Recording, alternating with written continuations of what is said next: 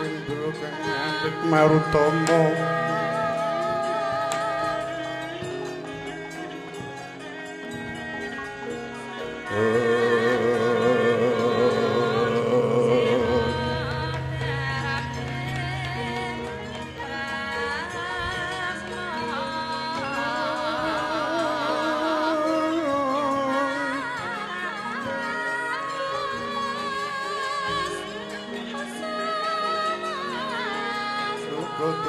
Lo sekaring bawana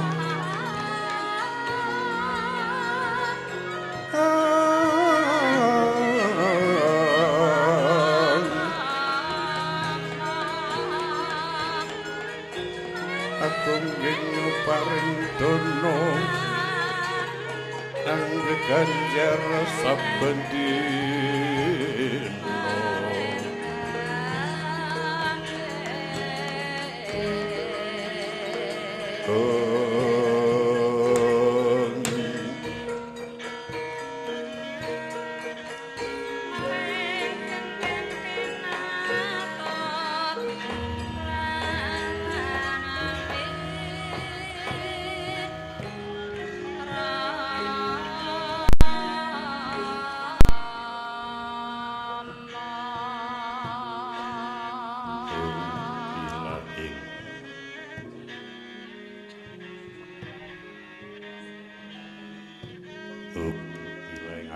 Mastu Purnomo Sideng Mastu silat mriwang jagat karono siran tundhu kawisisan wisana sono sinau langit milopo estu nasih lestantur lamben dudu jinantur tutur katulo tetira tira tuat mripanati lati Wini suda trengkang dinama dama winustung upama paramuniskara yutming jaman purwa winardi taming lata mangya tekawasanane bita angayun pelambang matumpa-tumpa rinenggo panggung sang Murwengkanta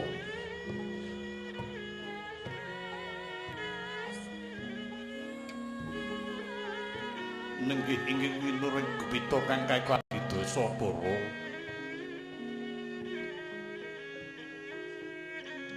eka wilangan sawiji adilinu dosa wilangan 10 purwa kawitan senadyan to angupaya wewanguning praja 1000 tangantuk sadosa 100 datan ngaturaken kalih sajuga kang pantes kinarya purwaning kandha ing latri punika anyundra daging kraton Ngastina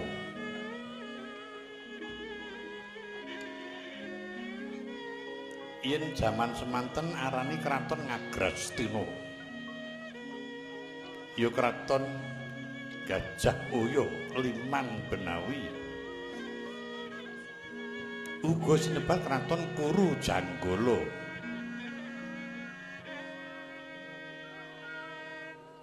marmani kraton iku kinarya bebuka murciting kawi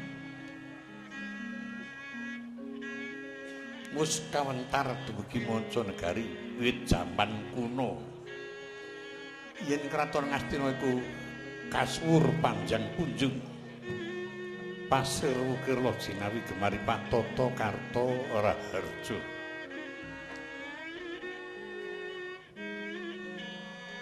pasemone panjang dawa punjung dhuwur upamata cinengkal dawaning kraton lan duwing kraton Tangelamun sejati iku mengku pasemon ing atase panjang dawa pocapane punjung dhuwur wibawane dawa jajane dhuwur kawekasan padhang obore dhuwur kukuse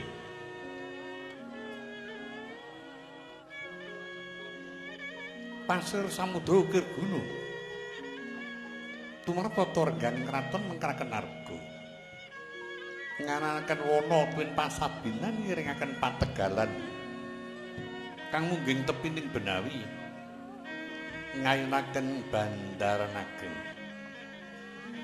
Senajan to kathah titeng dewa ingkang sinangga pertiwi pinayungan ngakoso kapiting samudra nanging datan wenten kang padha ing kraton Ngastina tetela kathah ingkang sami anggana raras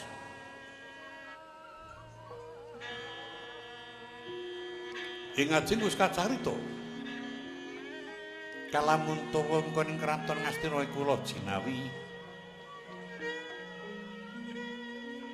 pasmane loh tulus kang sarwa tinandur dadi mapan kawontenan siti ketumpangan warih apa ingkang tinancepaken tuwuh ijo royo-royo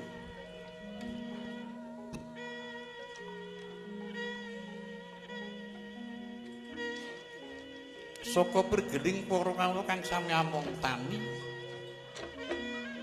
dumadining tanentuh iku mahanane murah boga lan wastra tegese murah sandang lan pangan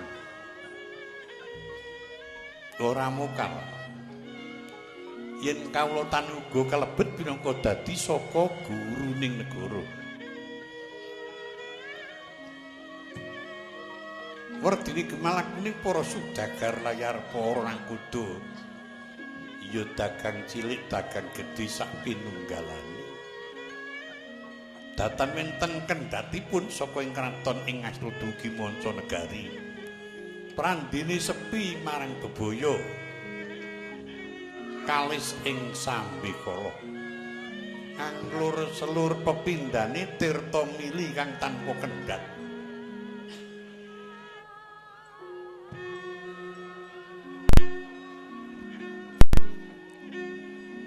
Ari panyandra para kawula kang sami cumandhuk wonten kukuban kraton Ngastina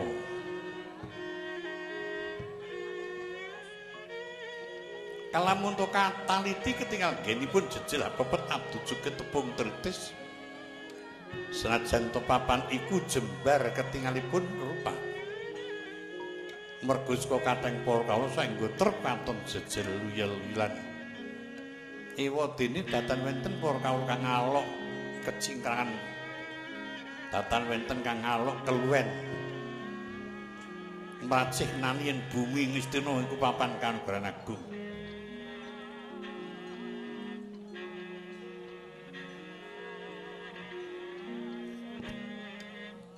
kathah para kawula Mancanegari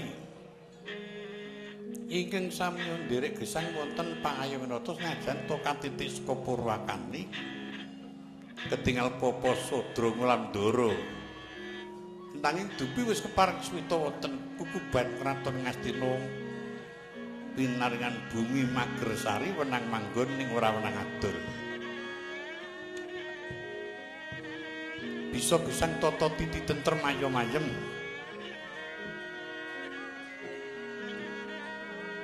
upama tamung tetanen ana bumi kono senajan ton mung sak tepak jembar kaya bisa nandur debok sloka pupuh Cindawa Kencana yaiku kang kena sinebat tata titi tentrem ayem-ayem ingkang sami sukangi Rajakaya sakliring Rajakaya buya wenten ingkang cinencangan datan wenten kang kinandhang kalamun to rina samya tata gelar wonten pangonan yen to wengi wangsul wonten papan padunungane dewi-dewi senajan boten wonten kang ngulataken datan wonten kang angon nyatane sepi lakuning Durjana datan wenten ingkang kemalingan mratandani senajan to kono kathah kawula Ngastina kathah kawula Ngastina beda-beda pengageme nanging nyatane manunggal jungguh rasane antut runtut rukun ngangkat tata katentremaning negara iku wejangane swargi Begawan Palasara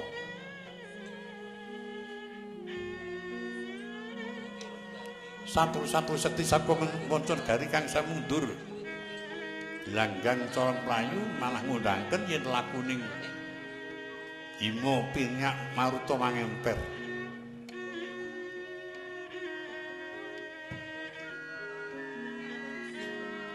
Kathah para raja maharaja tin para ratu maharatu ingkang sami teluk tanpa krana ginebaging Pancakara merga saka kanyuyun-yuyun marang kang tetinggal negara Ngastina. Amit sewu ing tetinggal negara Ngastina rikala semana begawan Palasara kang darbe tekad mbabati kawontenan kang rungkut dedamar marang kawontenan kang peteng ing pangajab amung sujanggayu marang mulyaning para kawula. Saéga dumugi palenggan punika saben kawanci tansah dipun pengeti.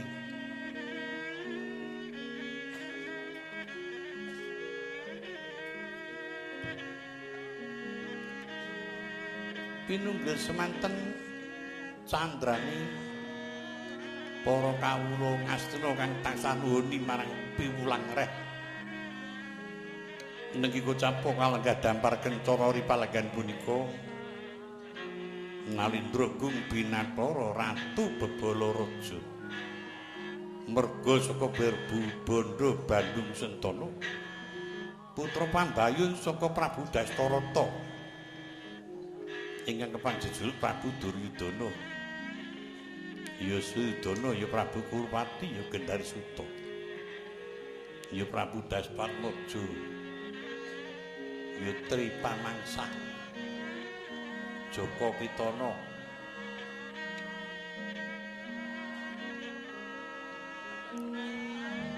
Nalindra kakundang kaunang-unar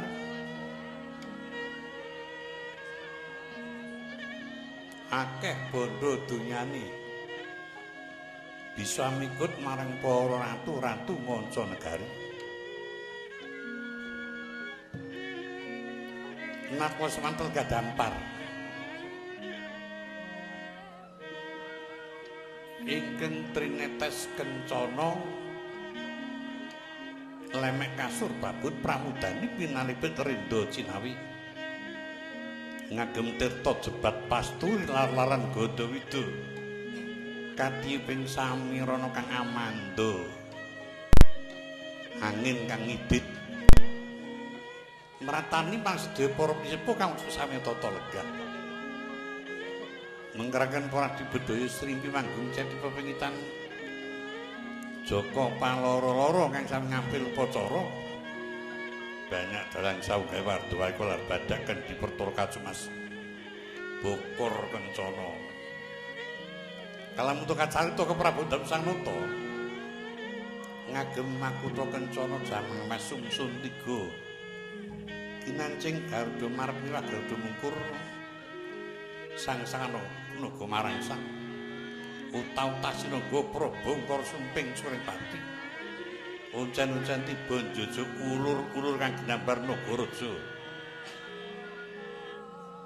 kampuh cineplok Rindha Cinawi uncal Kencana gineping sinjang barung binabar Badung Giwangkara kelancingan tindhi puspita anggar pusaka dhuwung Kanjeng Kyai Jangku deder kawinang ngunti natah nyatur nggolak semi undak mata kitiran gonjo driaben aben manis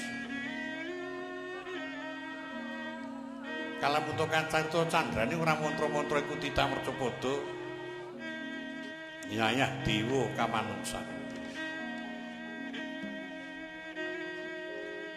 dangu nggih lenggah ning pindha jati ning Kadarga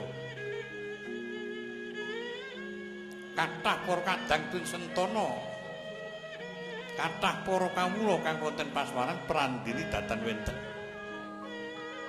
ingkang keparengaken kejawining bapa Sang Nindya Mantri muka pangarsa kadang taruna marang Ibu Dewi Gendari ingkang jinunjung kalganipun nuka dadi wrangi rata kang pareng pemarap patih Sengkuni ya Raden Tegantapati ya Harya Somah wis ndungkap yuswani prandiri tasih pinangka rangkai nata katitik saka genya bangkit nggih Amranata marang para Narapraja nglaken dodongan wangen jangga muka lir konjem-konjem baton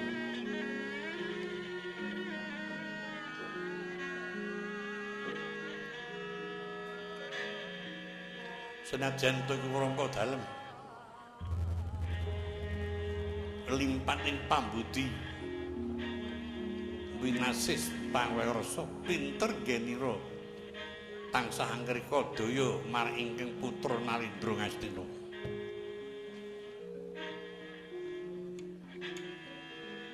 Nenggi kocapo ingkang palenggat jajan.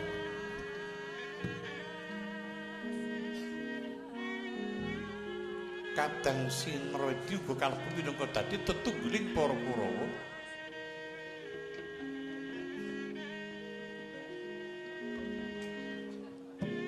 Kraton saking kraton Tawanggantungan Kandher Lenggahi. Jejuluk Prabu Dasakumara. Nalendra gagah prakoso. Prawira ing ajurit Seti Madraguna.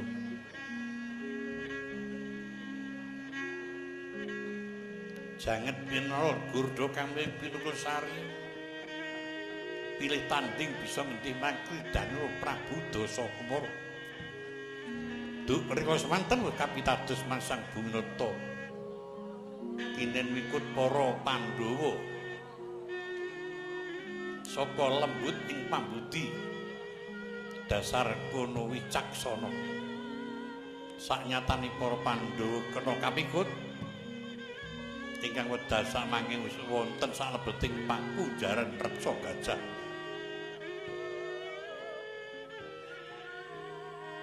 Kaya ngapa mongko ki Penggaling Nata senajan to dereng kantoran pirsa wis midhangetaken pawarta yen kang rayi para Pandhawa kapikut dening Kadang Sinradi.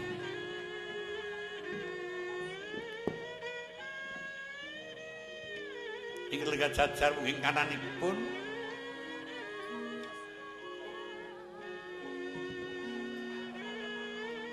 nuju Ngastina nujuming para Kurawa ing lenggah wonten ing pertapan Sukalima.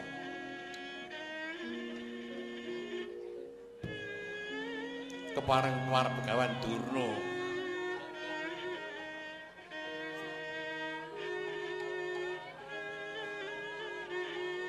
Yung Mahatma Resi Kumbayana pandhita kang wis kondhang kaunang-unang mumpuni sakliring kasampang wis mumpuni banta sing kawruh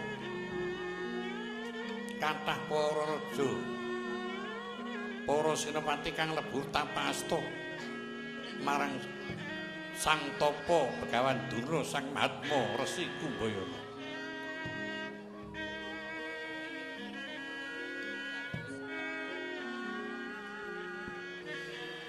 Mlora mukal kalamuta wonten ing Kraton Ngastina. Pinangka tetunggiling para pandhita.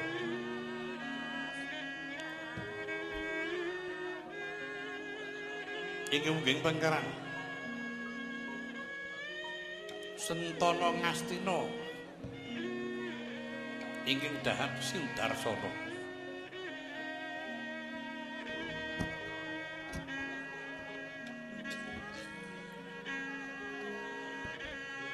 Kekasih Raden Kartamarma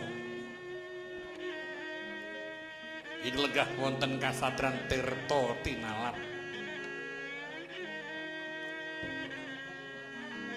Tinanggenah pranata sedaya para kadang tuwin para narapraja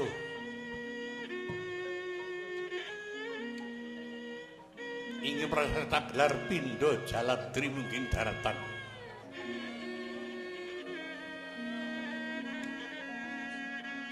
Sirup tan wenten kang sami sabawa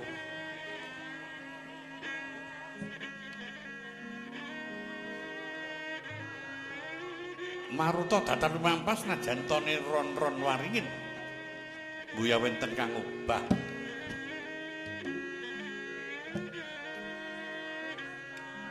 dedet kawontening Pasigban namung Pating Klesik Pating Glendeng Lirgana Ginu Pita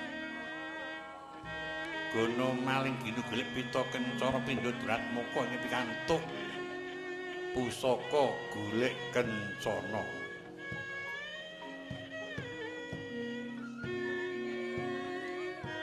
Inggih wonten Pasigban sajabaning rangkah para abdi kang samnambut karya rinten Pantara Dalu ngemban kewajiban. Abdi dalem gemblak gending kemasan kriya Jalaguru Blandung kanca pragangsa tukang kayu inggih selamet wandang dawuhipun Pantara Dalu ewa semono bisa amuhi dadi regenging pepanggihan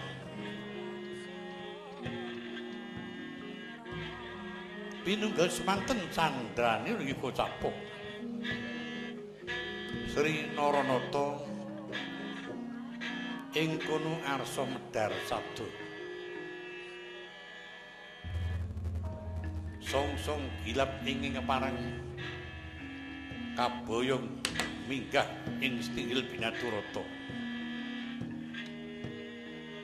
para abdi dalem Narapraja manggal ngreton wis tanggap ing sasmita dupi prisa naping song-song pindha gebyaring tandhit daya-daya uning paran sabdaing nalindra ngangsek padha saayuh werking Pasigban kok gabah den indri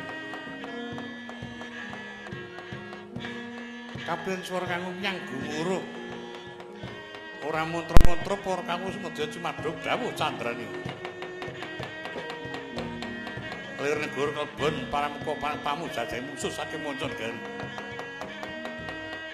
kanca maju kanca dajoni mangsek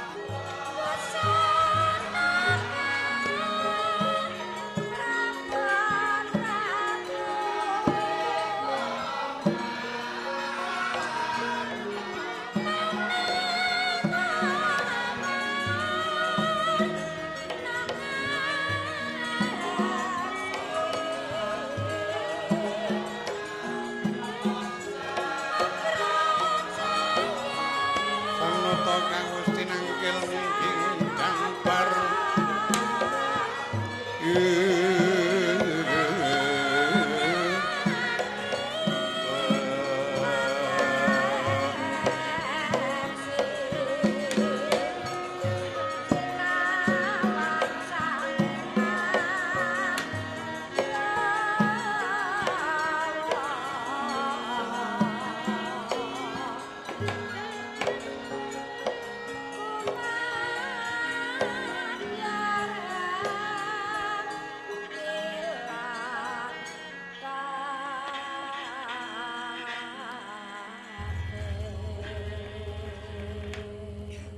lengrem yang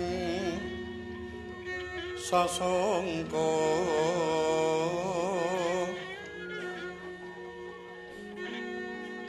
kangku menyar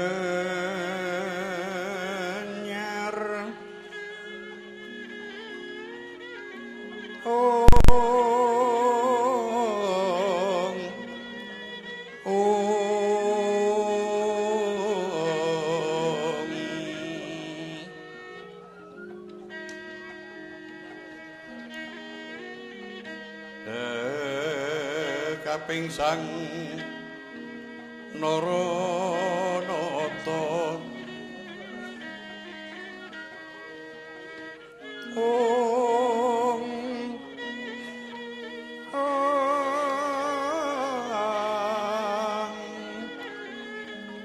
tekan kang sarwa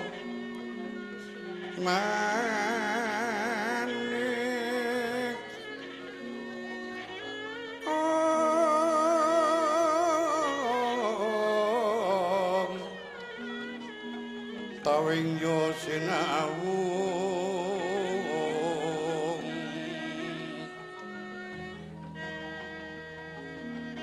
sasat sekar sinuci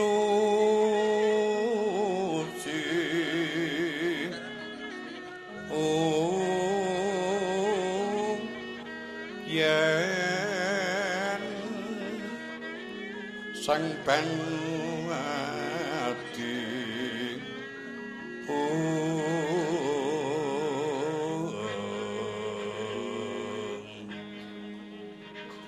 Sri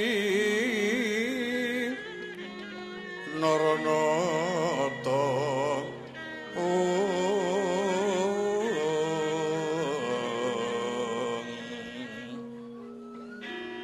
risang Duryudana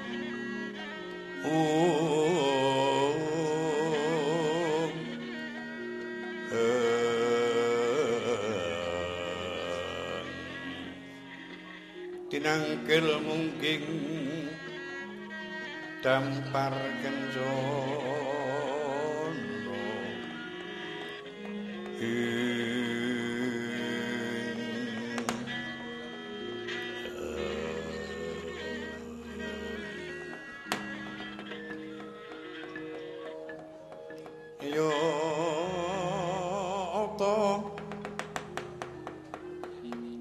risedeng kang siniwa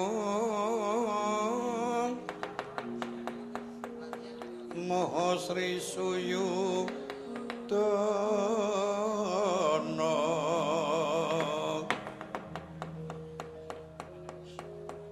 prastisteng dampar kencana asli rengganing busana inuntrang kuntrang lir Mas Retno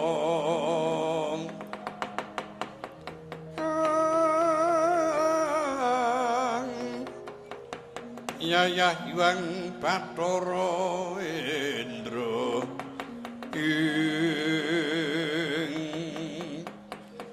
siniwa ing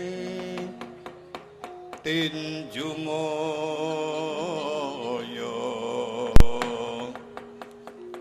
alon wedaring sabda alon wedaring sabda Sri Naranata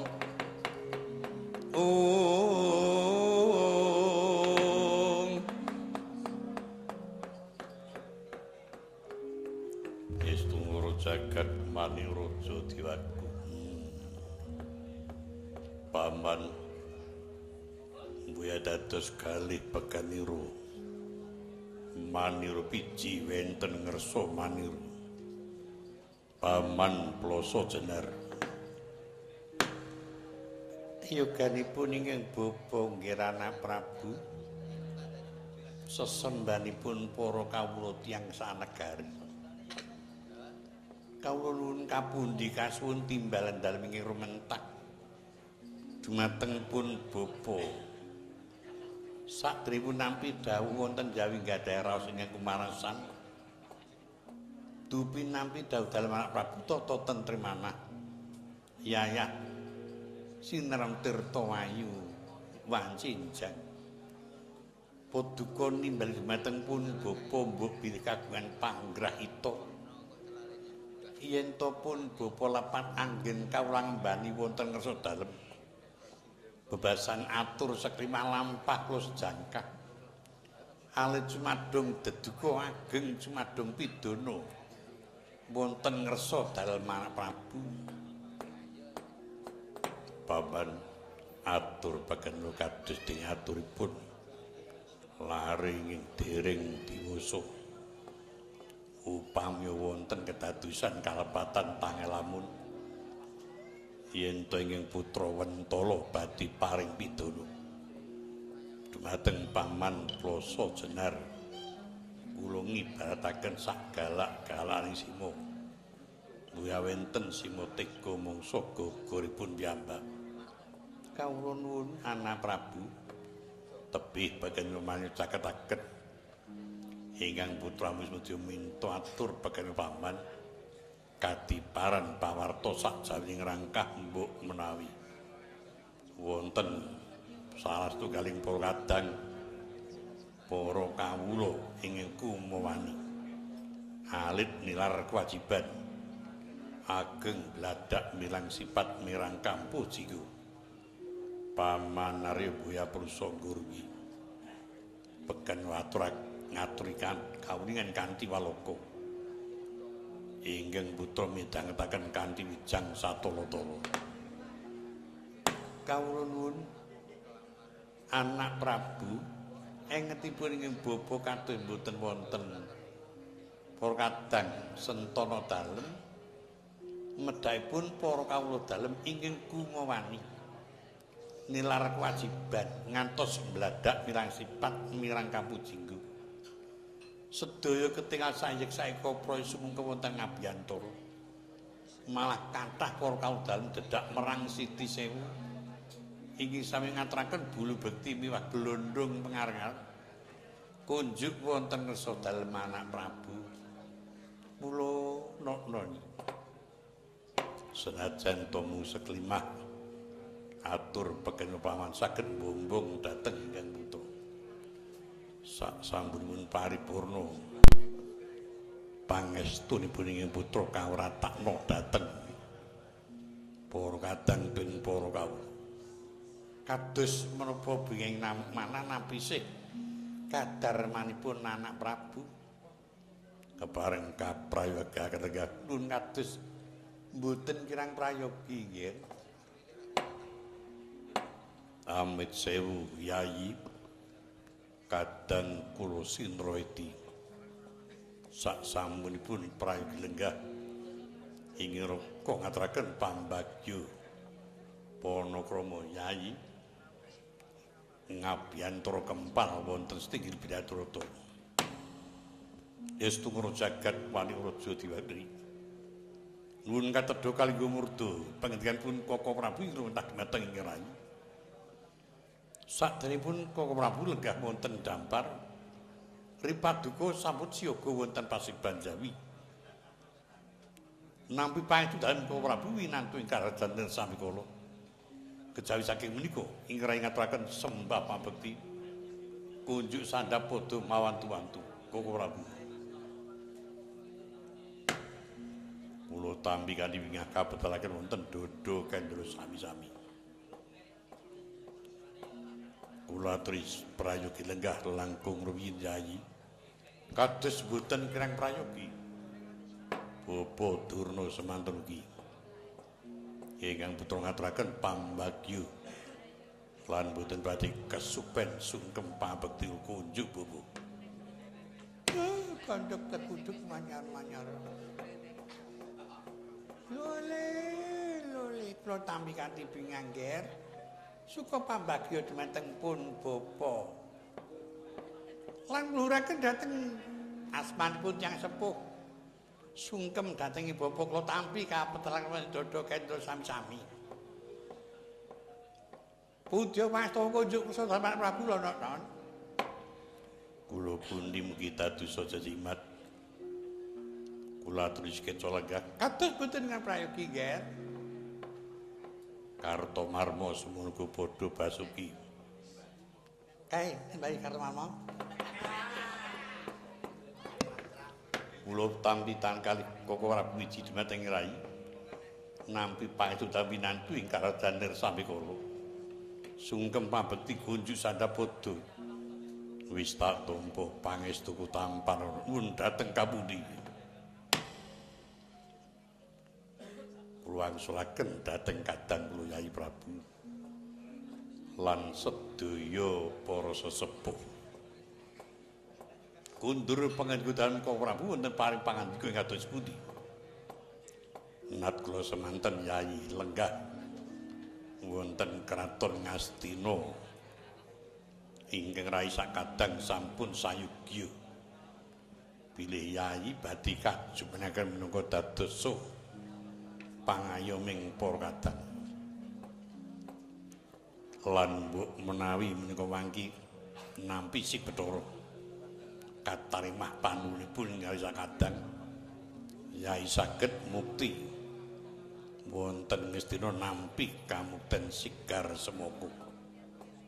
Nanging aku semanten penuwun ingkang rai lan para kadang bilih Yai Prabu saged mikut para Pandhawa.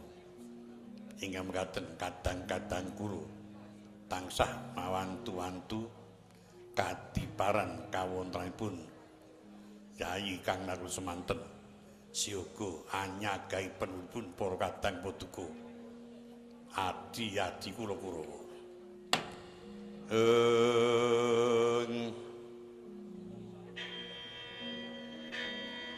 Leng-leng ramyang kang driya liriwang candra katangan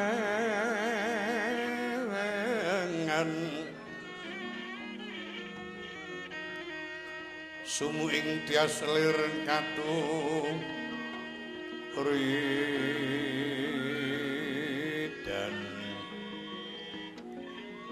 kalimut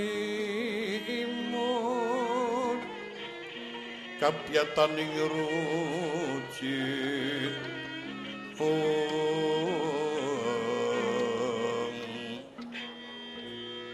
rem-rem driya manawung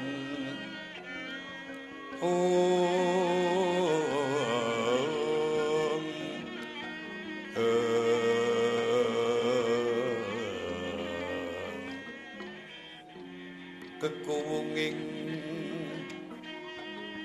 nyiwang wisesa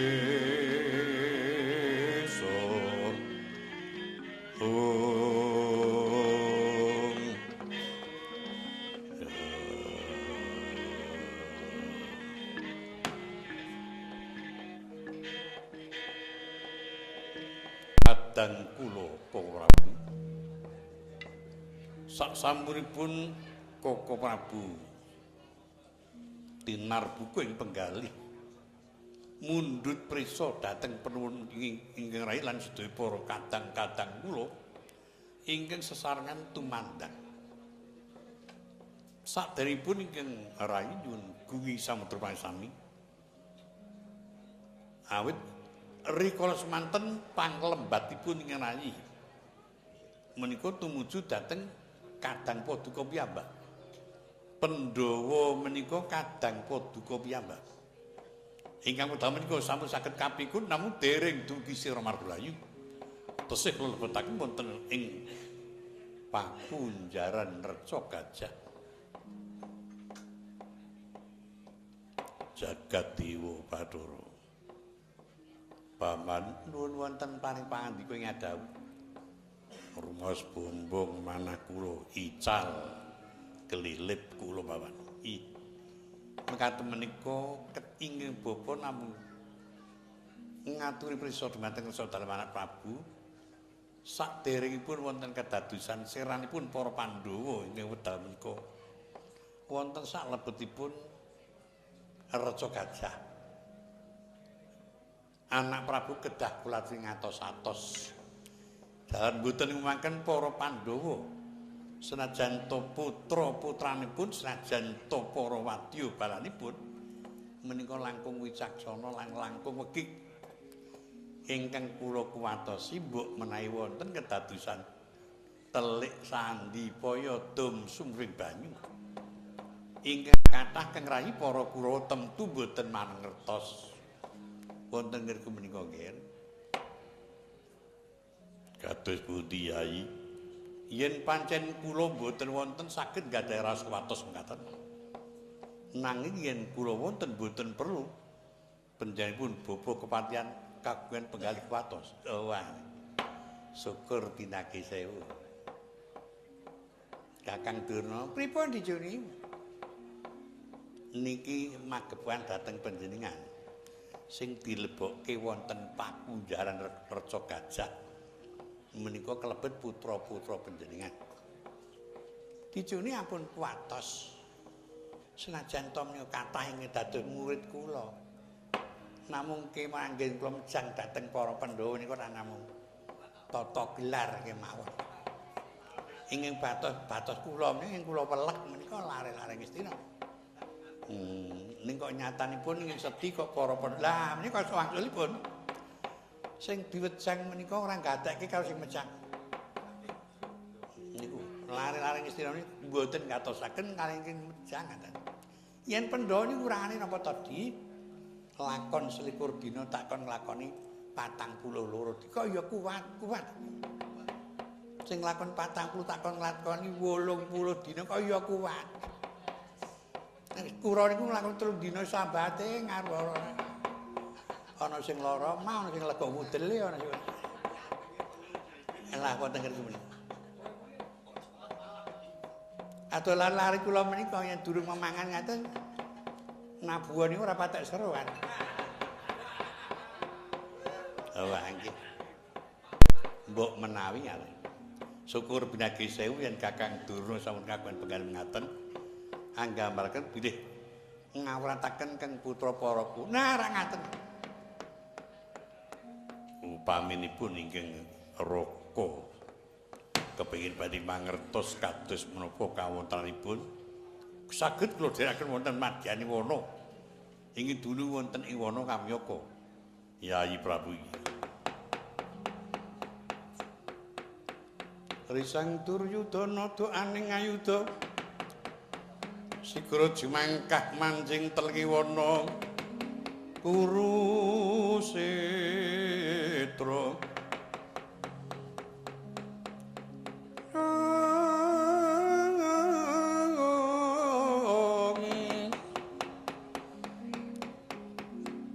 Sigara merpegi sang sena gumulung kang mangamuk punggung Mandi pusaka gada lukita sari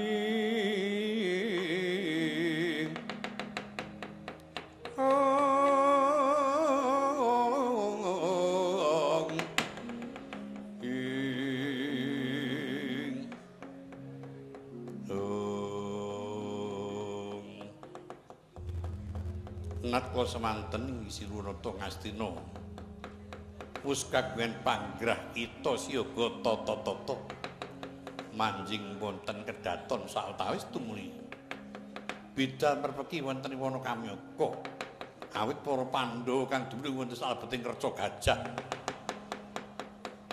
kaya napa siksaning Dewa Kalungwih ewadene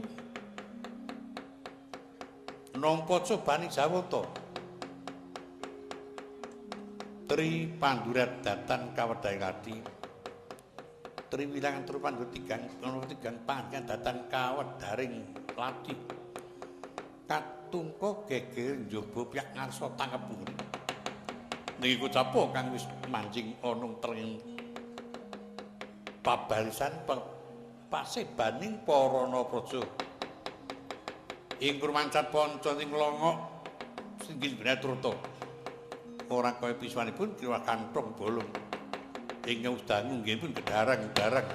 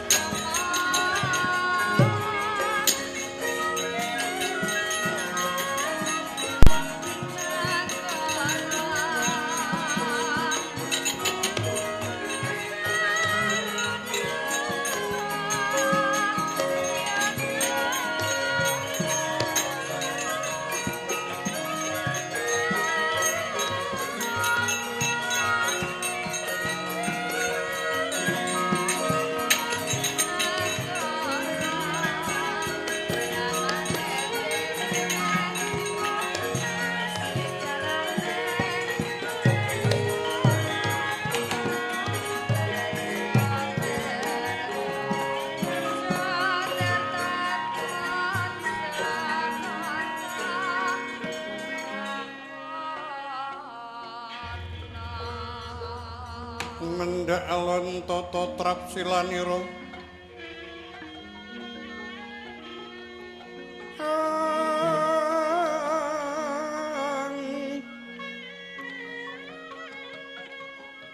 menang manembah ring sang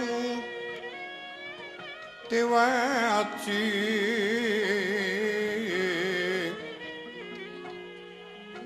tekaping prawandha dawa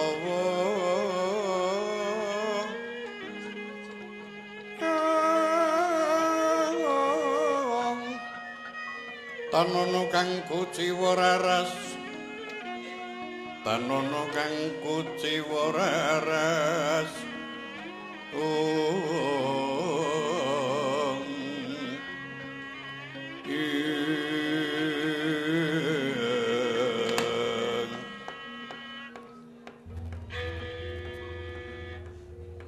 Paman mboten badhe lepat menika Petruk ingkang sowan. Waduh. Ngatos-atos lho nggih senajan to menika namung Petruk. Nanging saged kelampan batos-batosipun Petruk menika namung badhe angupaya pawarta ingkang dados kawontenanipun negari Ngamarta kang rayi para Pandhawa. Ih, kendel rumiyin. Petruk sawise lungguh kali prayoga padha basuki. Hei, kula tampi tangan kalih Gusti Ratu Agung miji dhateng pisuwan kula. Nampi pangestu dalem kados wilujeng sowan kula. Sungkem pambekti kula kunjuk sandhapada. Yo, tak tampa pangestuku tampanana. Sanget kapundi mugi dadosa cahya kula. Kowe padha slamet Petruk. Pangestupun Regnopatih kados wilujeng lampang kula. Syukur binagi sewu. Apa wigatine Petruk sowan tanpa nganggo cecala luwih dhisik nganti nggegerake sing ana pasowanan. Ngijanipun geger kalih boten niku kan damelanipun sedaya para. Nek kula niku mlaku nggih mboten napa-napa ngaten ngijanipun boten geger. Dados teng Celemong. Wonten sing arani wong edan, sing arani wong ragen. Iki wong koplak ngoten barang. Niki geger teng mriki ngijanipun boten wonten menapa-menapa. Apa wigatine? Sowan kula wonten Kresna Sinten menika istanipun sepisan ngaturaken sembah mabekti nganggo kalih nuwun sewu badhe pinanggih kalian inggih Rama Penemban Begawan Durwah kula pados angel banget. Ana wigati apa? Mangke badhe munjuk piyambak dhateng ngersanipun ingkang Rama Penemban Durna Pamanujung. Kula nuwun nggih. Nuwun sewu menika Petruk badhe pepanggihan dhateng panjenengan. Lho kok aneh temen. Arep ana kedadian apa ya apa? Aku kan pentas rono apa kepiye? Kepar lenggah. Nyoto ento pandita kang wis limpat. Winangun samuning samudana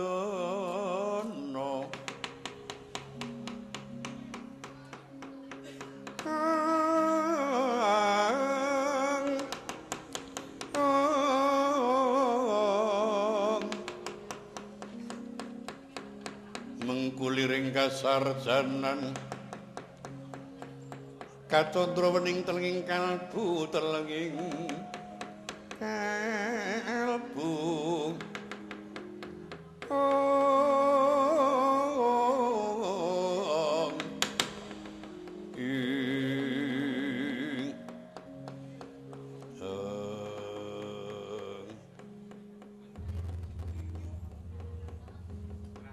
lole kandhap leguduk manyar mandur. Petro, kula Penemban. Kok wangune ana wigati coba matra napa? Napa? Matosi penyami pancen yo angel temenan. Wau kula medal mriku suwung. Mboten wonten ing wonten dalem jawi namung Kang Rayi. Kang Rayi, ha iki bojo sampean. Nang endi wonten gedhugan prek? Wis arep delming kowe ya. Kae dudu. Kae ming titian saben dina. Nek do aku tindak munggah gunung, medhun gunung. Oh, asing-asing Kang Rayi wis tak dol. Kowe rasa srigis werna-werna. Gek iki matura ana apa ngono lho. Kepireng nyai akeh kok celemongan ora. Menika wonten Penemban. Anggen kula kedarang-darang madosi penyamika janipun sampun dangu kula mlaya bumi kirang langkung sampun wonten salebetipun 3 wulan. Nek dipun aturaken nganggo tembung basa sampun wonten Tri Candra. Wah iya. Luwih damang nek 3 wulan kok ya. Lah inggih mekaten menika kula kepengin sanget nampi sabdanipun Sang Tapa jan Sang Tapa kondang kaunang-unang pendhita ingkang sampun misuwur waspada ngerti sakdurunge ngarep. Apa kok sadak pikati cepet. Kanjeng Krisna janipun bapak kula sing asli iki. Bapakmu sing asli kuwi nek ora kleru wong lanang. Lah nggih piyani pundi namun jam 5 menika pundi bapanipun badhe kula padosi. Ndak disemak wasene niku sing ngomong kula cilik kula seperti. Oh, ya kok tak coba tak klinik buku ya.